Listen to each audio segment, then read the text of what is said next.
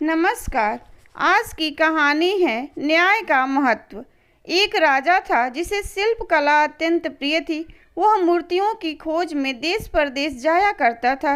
इस प्रकार वे कई मूर्तियां अपने राजमहल में लाकर रखते और स्वयं उसकी देख रेख करवाते। सभी मूर्तियों में उन्हें 3 मूर्तियां जान से भी ज़्यादा प्यारी थीं। सभी को पता था कि राजा को इन मूर्तियों से अत्यंत लगाव है। एक दिन एक सेवक इन मूर्तियों की सफाई कर रहा था। तभी गलती से उसके हाथों एक मूर्ति टूट गई। जब राजा को यह बात पता चली तो उन्हें बहुत क्रोध आया और उन्होंने उस सेवक को मृत्यु दंड दे दिया। सजा सुनने के बाद सेवक ने अन्य 2 मूर्तियों को भी तोड़ दिया। यह देखकर सभी को आश्चर्य हुआ। राजा ने उस सेवक से इसका कारण पूछा।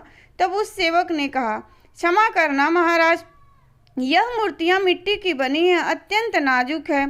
अमरता का वरदान लेकर तो आई नहीं है, आज नहीं तो कल टूट ही जाती। अगर मेरे जैसे किसी प्राणी से टूट जाती तो उसे अकारण ही मृत्यु दंड का भागी बनना पड़ता। मुझे तो मृत्यु दंड मिल ही चुका है, इसलिए मैंने ही अन्य 2 मूर्तियों को तोड़कर उन 2 व्यक्तियों की जान बचा ली। यह सुनकर राजा की आंखें खुल गईं। उसे अपनी गलती का भान हुआ और उसने सेवक को सजा से मुक्त कर दिया।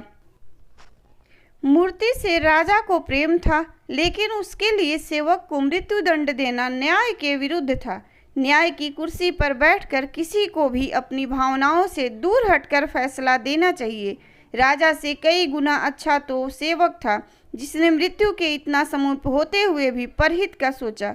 इस तरह सेवक ने सिखाया, सांसों का मूल्य न्यायाधीश के आसन पर बैठकर अपने निजी प्रेम के चलते छोटे से अपराध के लिए मृत्यु दंड देना उस आसन का अपमान है। एक उच्च आसन पर बैठकर हमेशा आदर करना चाहिए। राजा हो या कोई भी, अगर उसे न्याय के लिए चुना गया है तो उसे न्याय के महत्व को समझना चाहिए। Thank you. मेरे चैनल को लाइक कीजिए, शेयर कीजिए और सब्सक्राइब कीजिए। Thanks for watching.